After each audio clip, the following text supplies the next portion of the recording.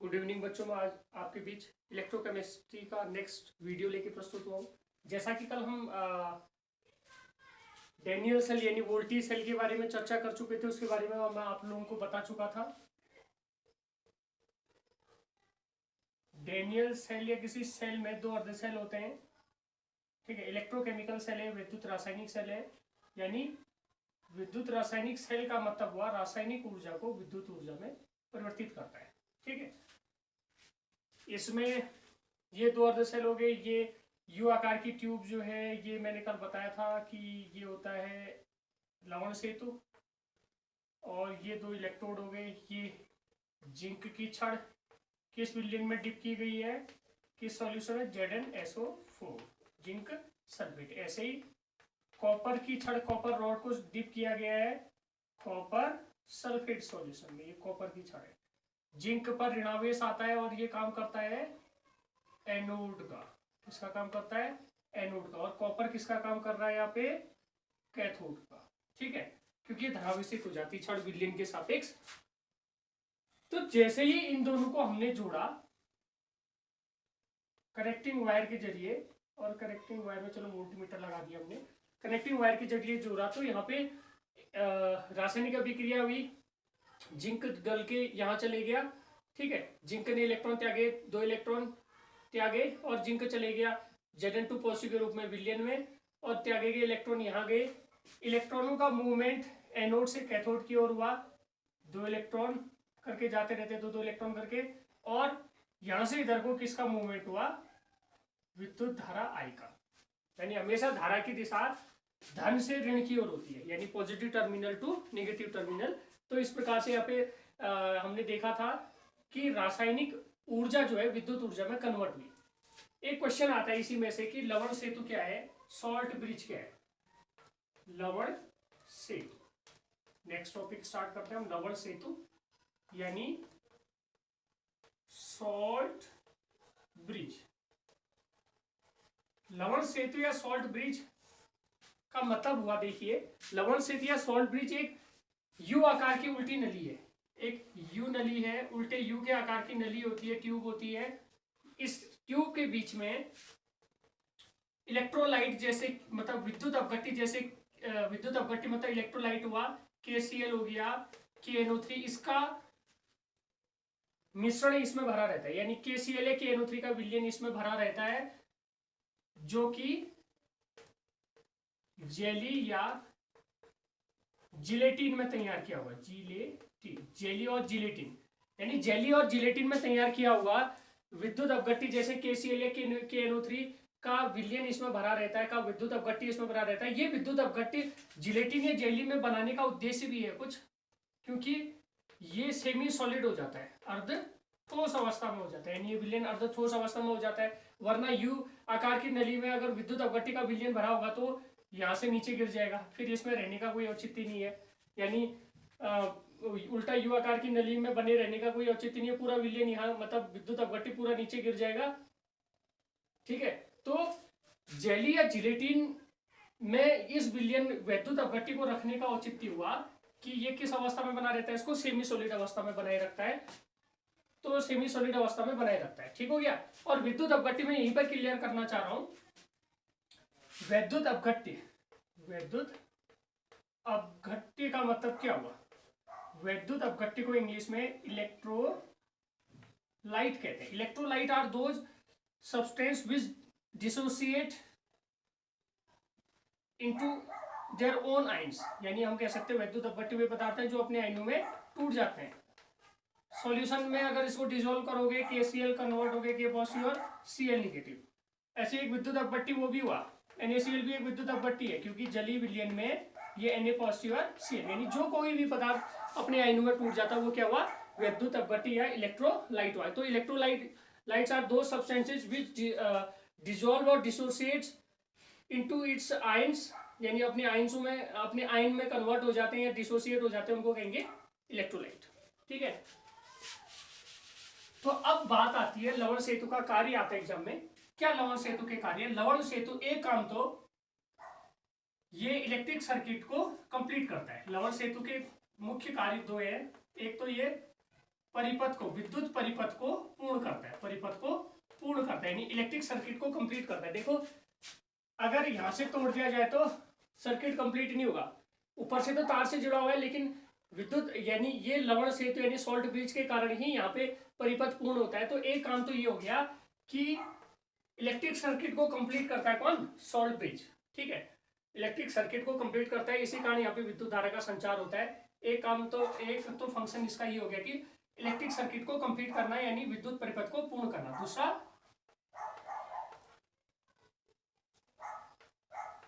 विद्युत उदासीनता को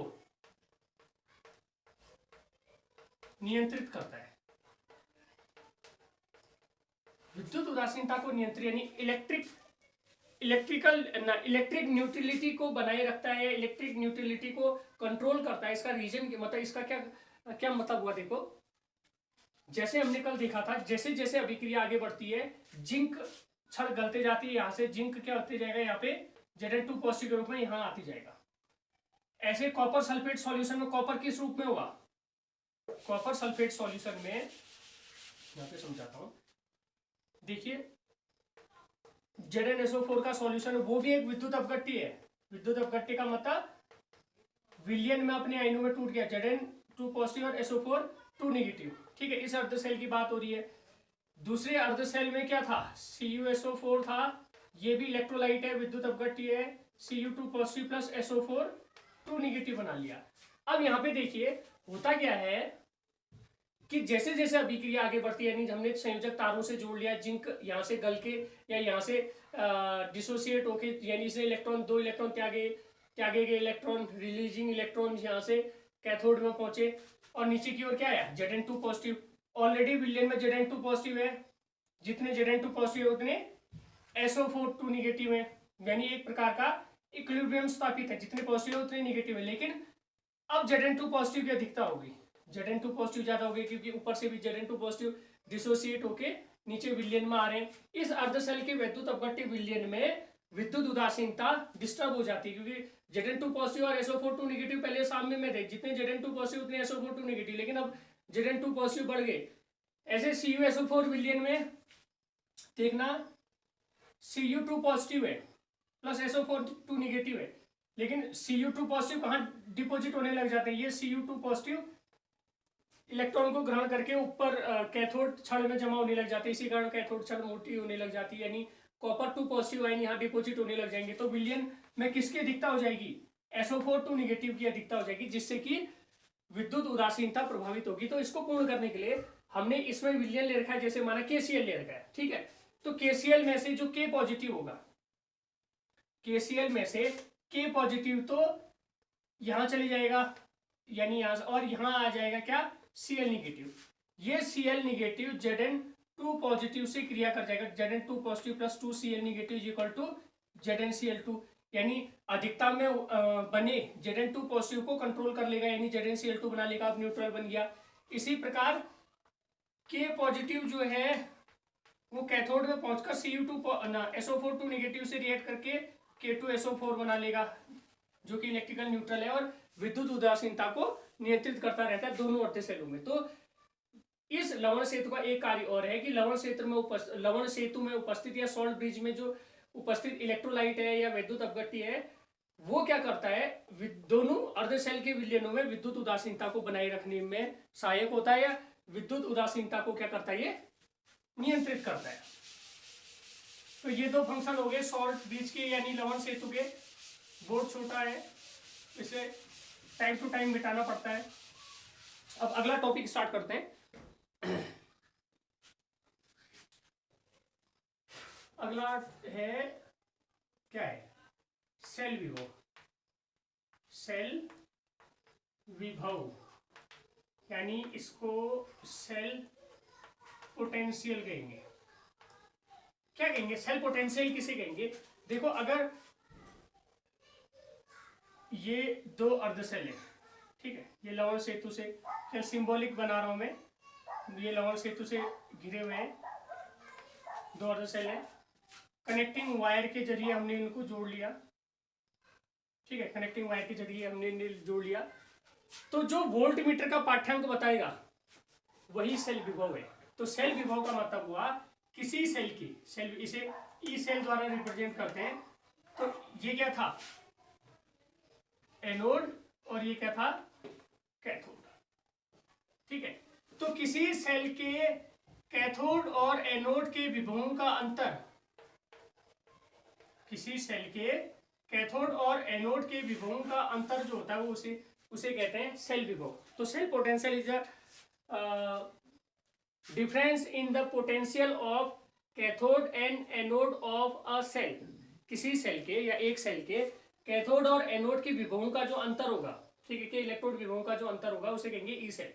तो रटना नहीं है, सिंपली याद रखो ई सेल बराबर ई cathode minus E anode. Cathode का इलेक्ट्रोड विभव माइनस एनोड का इलेक्ट्रोड विभव, यानी किसी सेल के कैथोड के इलेक्ट्रोड विभव और एनोड के इलेक्ट्रोड विभव का जो अंतर होगा, है ना, वही अंतर क्या कहलाएगा, सेल विभव। ये नेगेटिव था, ये पॉजिटिव था, तो इनके बीच में जो विभवांतर है वही क्या होगा, सेल विभव। तो वोल्ट मीटर का पाठ्यांक जो आएगा वही क्या है, सेल पोटेंशियल। सेल पोटेंशियल को ईएमएफ ऑफ द सेल भी कहते हैं। इलेक्ट्रोमोटिव फोर्स, इलेक्ट्रोमोटिव फोर्स का मतलब विद्युत वाहक बल, सेल का विद्युत वाहक बल भी इसे कहते हैं। तो किसी सेल का विभव निकालने के लिए ई सेल बराबर क्या होता है, ई कैथोड माइनस ई एनोड। अब यहां पे बात आई, सेल का विभव तो आ गया, अब सेल रिप्रेजेंटेशन की बात आई। सेल का निरूपण, सेल का रिप्रेजेंटेशन या सेल का निरूपण। देखो किसी सेल को निरूपित करने के लिए, इक्वेशन के रूप में सेल को निरूपित यानी रिप्रेजेंट करने के लिए क्या होता है, सेल के निरूपण के लिए बीच में दो ऊर्ध्वाधर खड़ी डंडियां, मतलब क्या हुआ, ऊर्ध्वाधर खड़ी लाइनें लगा देते हैं जो लवण सेतु को प्रदर्शित करते हैं, और इस साइड लेफ्ट साइड एनोड की क्रिया को लिख देते हैं और राइट साइड कैथोड की क्रिया को लिख देते हैं। और एनोड की क्रिया में जो होगा, एनोड में क्या होता है हमें पता है, एनोड में हमेशा ऑक्सीडेशन प्रोसेस होती है, कैथोड में रिडक्शन प्रोसेस होती है, यानी एनोड में हमेशा ऑक्सीकरण होता है और कैथोड में हमेशा क्या होता है, अपचयन होता है। तो एनोड में ऑक्सीकरण हुआ तो माना एम मतलब धातु तथा धातु आयन के बीच में खड़ी डंडी भी लगाते हैं, माना ये Mn पॉजिटिव बना और यहाँ पे Mn पॉजिटिव टू M बना, बस। यानी हमने क्या करना है, लवण, ये कैथोड और एनोड समझाने के लिए लिख रखे हैं, और ऑक्सीडेशन रिडक्शन, बस ये है सेल का रिप्रेजेंटेशन। ये तो सेल को रिप्रेजेंट करने के लिए बीच में दो खड़ी डंडियां जो लवण सेतु को रिप्रेजेंट करेंगी, लेफ्ट साइड उन दो खड़ी ऊर्ध्वाधर पंक्तियां, ठीक है, इन दो खड़ी ऊर्ध्वाधर पंक्तियों के लेफ्ट साइड एनोड की क्रिया और राइट साइड कैथोड की क्रिया लिखी जाती है। लेकिन ये क्रियाएं क्या कहते हैं, आयनिक फॉर्म में लिखी जाती है, यानी आयनिक फॉर्म में लिखी जाती का मतलब, और मेटल और मेटेलिक आयन के बीच में एक खड़ी डंडी लगाई जाती है। मेटल और मेटेलिक आयन के बीच में क्या लगाई जाती है, एक खड़ी डंडी लगाई जाती है। ये समझते हैं क्या होता है, अभी थोड़ा समझ में नहीं आया होगा आप लोगों के।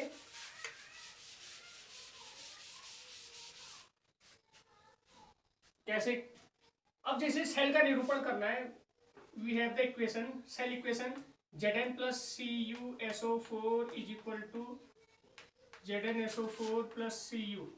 This is the cell equation. ये एक सेल अभिक्रिया है। इस सेल अभिक्रिया में देखो, अब हमें खुद अभी तो खैर पता ही है कि हमें जिंक का एनोड होता है, कॉपर का कैथोड होता है, लेकिन कैसे चेक करते हैं, और क्योंकि ऐसे भी सेल होंगे जिसमें जिंक और कॉपर न होकर कोई अन्य धातु का उपयोग किया गया होगा, तो वहां पे आपको सेल का रिप्रेजेंटेशन कैसे करना है या कैसे पता करोगे कौन कैथोड है कौन एनोड है।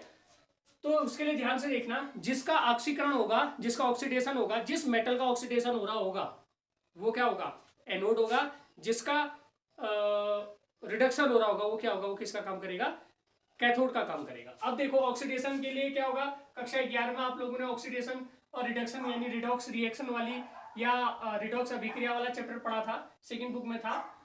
यहाँ पे देखना, इलेक्ट्रोड हमेशा धातु के होते हैं, तो दो ही धातु है, जिंक और कॉपर, जिंक और कॉपर। तो अभिक्रिया से पहले जिंक कितना था, फ्री स्टेट में ऑक्सीडेशन नंबर 0 होता है, यानी फ्री स्टेट में ये भी है मुक्त अवस्था में, तो इसका भी oxidation number 0। Copper sulphate 2 negative, तो कॉपर क्या 2 पॉजिटिव। ऐसे ZnSO4 में Zn क्या था 2 पॉजिटिव।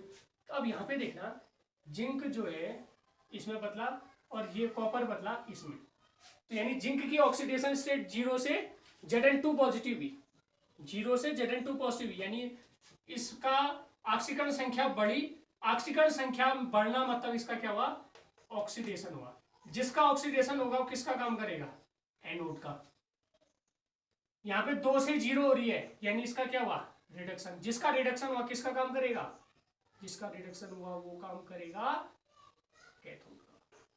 बस हमें पता है इसका रिप्रेजेंटेशन करना है, बीच में 2 खड़े डंडे लगा दो, लवण से तो हो गया। इस साइड एनोड की रिएक्शन आयनिक फॉर्म में लिखना, एनोड Zn से क्या बना, एक डंडा, Zn से क्या बना, Zn2 पॉजिटिव, और इस साइड Cu2 पॉजिटिव से Cu। बस हो गया, सेल रिप्रेजेंटेशन हो गया। लेकिन एक चीज भूल गए, एक चीज क्या, फ्री स्टेट में जो होगा वो सॉलिड स्टेट में रहेगा, तो इसकी स्टेट भी लिख देते हैं सॉलिड है, और आयनिक फॉर्म में वो होता है एक्वस, यानी लिक्विड में चले जाता है ना। वैसे भी देखा था Zn2 पॉजिटिव जब बना तो विलियन में चले गया था, सॉल्यूशन में चले गया था। ऐसे ही पॉजिटिव आयन जो होगा हमेशा विलियन में रहेगा, और सॉलिड स्टेट में वो फ्री स्टेट में रहेगा, ठीक है। तो Zn सॉलिड स्टेट मतलब केवल स्टेट लिखी हुई है। ऐसे एक रिएक्शन और करते हैं, देखिए, copper plus AgCl is equal to CuCl2, ये सेल अभिक्रिया लिख दी मैंने, प्लस Ag। इक्वेशन बैलेंस नहीं है, चलो इक्वेशन बैलेंस कर लेते हैं, 2Ag। इसका सेल रिप्रेजेंटेशन करना है। सेल रिप्रेजेंटेशन के लिए देखो, 2 मेटल हैं, यही एक कैथोड होगा एक एनोड होगा। कॉपर और Ag में से एक कैथोड का काम करेगा, एक एनोड का। कौन कैथोड कौन एनोड, इसके लिए चेक करेंगे। कॉपर 0 से +2 हो रहा है, Ag +1 से 0 हो रहा है, ठीक है। तो इसका रिप्रेजेंटेशन करो, बीच में 2 खड़ी डंडी लवण से, तो इस साइड 0 से +2 होना मतलब ऑक्सीकरण संख्या बढ़ना, यानी ये किसका काम करेगा, ऑक्सीडेशन हो रहा है, तो ये एनोड का काम करेगा। और Ag का रिडक्शन हो रहा है, +1 से 0 हो रही है, यानी कम हो रही है ना ऑक्सीकरण संख्या, तो इसका रिडक्शन हो रहा है, यानी अपचयन हो रहा है, तो ये किसका काम करेगा, कैथोड का। बस लिख लो, इस साइड एनोड की क्रिया, लेफ्ट हैंड साइड एनोड, बीच में लवण से, तो राइट हैंड साइड कैथोड। क्या हुआ, copper 2 Cu2 positive, salt bridge, फिर Ag पॉजिटिव 2 Ag, कॉपर से Cu2 पॉजिटिव आयन बना और Ag पॉजिटिव से Ag बन गया, यानी एक साइड ऑक्सीडेशन रिएक्शन लिख दी, एक साइड रिडक्शन रिएक्शन लिख ली। स्टेट लिख लो, ये क्या था, सॉलिड, ये क्या था, एक्वस, ये क्या था, एक्वस, और ये क्या था, सॉलिड। तो ये सेल का रिप्रेजेंटेशन हो गया। तो सेल को रिप्रेजेंट करने के लिए, किसी सेल की अभिक्रिया को निरूपित करने के लिए बीच में 2 खड़े डंडे सॉल्ट ब्रिज, और मेटल और मेटेलिक आयन के बीच में एक खड़ा डंडा लगाया जाता है, एक ही डंडा लगाया जाएगा। साथ ही साथ ये याद रखना, खड़े डंडे यानी सॉल्ट ब्रिज के लेफ्ट साइड ऑक्सीडेशन प्रोसेस और राइट साइड रिडक्शन प्रोसेस लिखी जाती है, क्योंकि जैसे सेल बनता है इस साइड ऑक्सीडेशन होता है, इस साइड एनोड होता है, उस साइड कैथोड होता है। अब बात करते हैं, ठीक है, अब बात करते हैं हम स्टैंडर्ड इलेक्ट्रोड पोटेंशियल की। स्टैंडर्ड इलेक्ट्रोड पोटेंशियल का मतलब हुआ मानक इलेक्ट्रोड विभव। देखो, मानक इलेक्ट्रोड विभव यानी स्टैंडर्ड इलेक्ट्रोड पोटेंशियल, ठीक है। स्टैंडर्ड इलेक्ट्रोड पोटेंशियल या मानक इलेक्ट्रोड विभव किसे कहेंगे, देखो, एट अ रूम टेम्परेचर यानी कमरे के ताप पर 25 डिग्री सेल्सियस को या 298 केल्विन टेम्परेचर पे को, तो 225 डिग्री सेल्सियस तथा इकाई सांद्रता 1 मोलर कंसंट्रेशन, कंसंट्रेशन का मतलब 1 मोलर सांद्रता वाले किसी अर्ध सेल में 25 डिग्री सेल्सियस ताप पर 1 मोलर सांद्रता वाले, 1 मोलर आयनों की सांद्रता वाले किसी अर्ध सेल का जो इलेक्ट्रोड विभव होगा वही मानक इलेक्ट्रोड विभव होगा, ठीक है।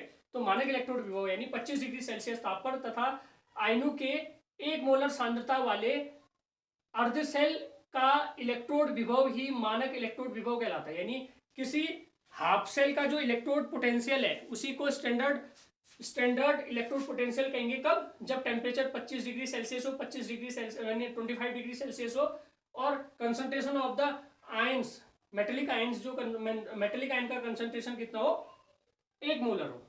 ठीक हो गया। लेकिन आजकल आईयूपीएसी सिस्टम द्वारा स्टैंडर्ड रिडक्शन पोटेंशियल को मानक इलेक्ट्रोड विभव कहते हैं, मानक अपचयन विभव। आजकल आईयूपीएसी द्वारा एक निर्धारित कर रखा है कि अब मानक अपचयन विभव को ही मानक इलेक्ट्रोड विभव कहते हैं। यानी जरूरी नहीं है कि रिडक्शन का ही पोटेंशियल हो, ऑक्सीडेशन का भी पोटेंशियल निकल सकता है, लेकिन आईयूपीएसी ने निर्धारित कर रखा है कि मानक अपचयन विभव को ही मानक इलेक्ट्रोड विभव कहते हैं। ठीक है, तो मानक अपचयन विभव ही, किसी अर्धसेल का मानक अपचयन विभव ही उसका मानक इलेक्ट्रोड विभव कहलाता है। या एक और परिभाषा इसकी बनती है, मानक hydrogen electrode, standard hydrogen electrode के सापेक्ष। ध्यान से सुनना, मानक हाइड्रोजन इलेक्ट्रोड के सापेक्ष अभी आगे आएगा तो आप लोगों के समझ में आ जाएगा। मानक हाइड्रोजन इलेक्ट्रोड के सापेक्ष किसी अर्धसेल का, मानक हाइड्रोजन इलेक्ट्रोड के सापेक्ष किसी अर्धसेल का इलेक्ट्रोड विभव जो होगा वो कहलाएगा मानक हाइड्रोजन इलेक्ट्रोड। मानक हाइड्रोजन इलेक्ट्रोड के सापेक्ष किसी अर्धसेल का इलेक्ट्रोड विभव जो होगा उसको मानक इलेक्ट्रोड विभव कहते हैं। तो चाहे इस रूप में परिभाषित करो या इस रूप में परिभाषित करो या इस रूप में परिभाषित करो, बात एक ही है।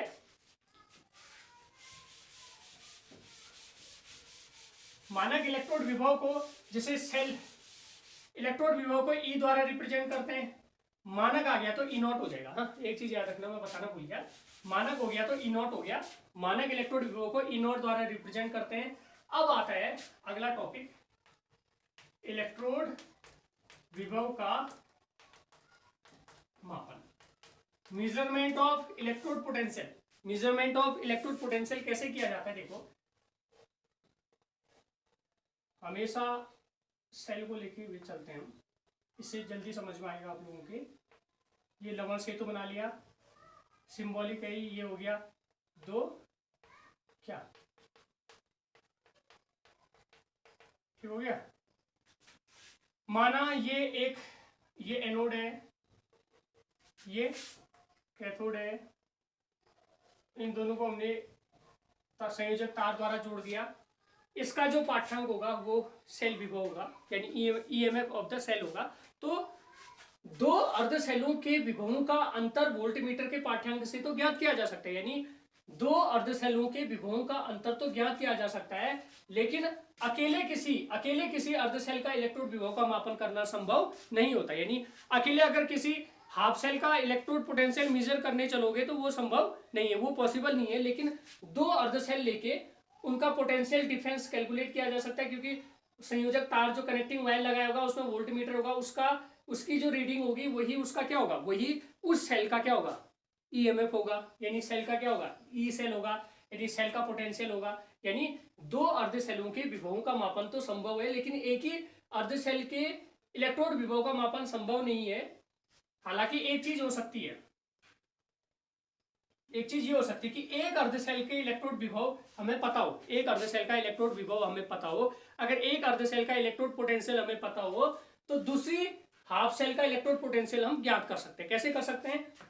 माना इसका पता नहीं है, माना इसका हमें पता है, ठीक है, इसका मान हमें पता है और इसका पता नहीं है, इसका पता करना है। तो जो इन दोनों के बीच में तार लगा दिया, वोल्टमीटर का पाठ्यांक होगा वो ई सेल होगा। ई सेल बराबर हमें पता है, E cell is equal to E cathode minus E anode. अब हमें एनोड का मान पता है और ई सेल का मान पता है वोल्टमीटर के पाठ्यांक से, तो ई कैथोड का मान हम ज्ञात कर सकते हैं। तो कहने का मतलब ये है कि सिंगल में किसी हाफ सेल के इलेक्ट्रोड पोटेंशियल का मेजरमेंट नहीं किया जा सकता, लेकिन 2 हाफ सेल लेके उनके पोटेंशियल डिफरेंस को हम कैलकुलेट कर सकते हैं। यानी सेल का ईएमएफ हमें इससे ज्ञात हो सकता है, या सेल का ई सेल हमें ज्ञात हो सकता है, यानी पोटेंशियल ऑफ द सेल हमें ज्ञात हो सकता है। तो किसी एक अर्धसेल का इलेक्ट्रोड पोटेंशियल निकालने के लिए दूसरी अर्धसेल का इलेक्ट्रोड पोटेंशियल हमें ज्ञात होना चाहिए। इसी को ध्यान में रखते हुए एक इलेक्ट्रोड पोटेंशियल बना मानक, उसे कहते हैं स्टैंडर्ड हाइड्रोजन इलेक्ट्रोड, मानक हाइड्रोजन इलेक्ट्रोड, ठीक है। शॉर्ट में H लिख रखा है लेकिन उसको हाइड्रोजन पढ़िएगा, लिखते समय भी हाइड्रोजन लिखना। तो मानक हाइड्रोजन इलेक्ट्रोड एक ऐसा इलेक्ट्रोड होता है जिसका समस्त तापों पर इलेक्ट्रोड पोटेंशियल 0 होता है, ठीक है। मानक हाइड्रोजन इलेक्ट्रोड एक ऐसा इलेक्ट्रोड है जिसका सभी तापों पर किसी भी टेम्परेचर पर इलेक्ट्रोड पोटेंशियल क्या है, इलेक्ट्रोड पोटेंशियल क्या है, 0 है, ठीक है। तो इसका इलेक्ट्रोड पोटेंशियल 0 है, इसके सापेक्ष किसी भी अर्धशेल का इलेक्ट्रोड पोटेंशियल हम ज्ञात कर सकते हैं। वो ज्ञात करने के लिए हमेशा याद रख लेना मानक हाइड्रोजन इलेक्ट्रोड या मानक हाइड्रोजन स्टैंडर्ड हाइड्रोजन इलेक्ट्रोड को हमेशा एनोड के रूप में लिया जाता है, ठीक है। याद रख लेना हाइड्रोजन इलेक्ट्रोड है, हाइड्रोजन इलेक्ट्रोड को हमेशा एनोड के रूप में लिया जाएगा और इसका कितना आएगा, इलेक्ट्रोड पोटेंशियल हमें पता है कि हमेशा कितना होगा, 0 होगा। इसके सापेक्ष उस अर्ध सेल को या उस हाफ सेल को जोड़ा जाता है जिसका इलेक्ट्रोड पोटेंशियल हमें निकालना है, ठीक है। माने एक हाफ सेल लिया हमने जिसका इलेक्ट्रोड पोटेंशियल निकालना है, उसके सापेक्ष उसको ले लिया तो उसको किसके रूप में लेंगे, कैथोड के रूप में लेंगे, और कनेक्टिंग वायर के जरिए इसको जोड़ लिया, ठीक है। और उसमें वोल्ट मीटर लगा दिया, और वोल्ट मीटर का पाठ्यांक क्या होगा, ई सेल होगा, और ई सेल बराबर हमें पता है ई कैथोड माइनस ई एनोड होगा ना, ई कैथोड माइनस ई एनोड होगा। अब ई कैथोड जो है माइनस ई एनोड है, अब हमें पता है कि ई एनोड यानी हाइड्रोजन इलेक्ट्रोड जो है ना एनोड, ये हमेशा समस्त तापों पर इसकी वैल्यू कितनी है, 0 है। तो ई सेल बराबर क्या हो जाएगा, ई कैथोड, यानी वोल्ट मीटर का पाठ्यांक ही दूसरी अर्ध सेल का क्या होगा, इलेक्ट्रोड पोटेंशियल होगा, ठीक है। तो ई नॉट सेल होगा, उसे मानक कहेंगे क्योंकि हाइड्रोजन के सापेक्ष, अभी मैंने डेफिनेशन में भी बताया था आपको, मानक हाइड्रोजन इलेक्ट्रोड के सापेक्ष किसी अर्ध सेल का इलेक्ट्रोड विभव सामान्य इलेक्ट्रोड विभव न होके मानक इलेक्ट्रोड विभव होगा। तो E naught cell is equal to होगा ई नॉट कैथोड, यानी दूसरी अर्ध सेल का इलेक्ट्रोड विभव जो होगा वो ई नॉट होगा, मानक होगा, क्योंकि हाइड्रोजन के सापेक्ष निकाल रखा है। तो मानक हाइड्रोजन इलेक्ट्रोड के सापेक्ष किसी अर्ध सेल का इलेक्ट्रोड विभव, मानक हाइड्रोजन इलेक्ट्रोड के सापेक्ष किसी अर्ध सेल का इलेक्ट्रोड विभव जो होता है वो मानक इलेक्ट्रोड विभव कहलाता है। तो हाइड्रोजन के सापेक्ष ही किसी अर्ध सेल का इलेक्ट्रोड विभव का हम मेजरमेंट करेंगे, क्योंकि हाइड्रोजन का इलेक्ट्रोड विभव समस्त तापों पर कितना आता है, 0 आता है, ठीक है। 0 आता है तो हम हाइड्रोजन के सापेक्ष दूसरे को जोड़ लिया, हाइड्रोजन को एनोड के रूप में लिया, उसको कैथोड के रूप में, एनोड का समस्त तापों पर 0 आता है।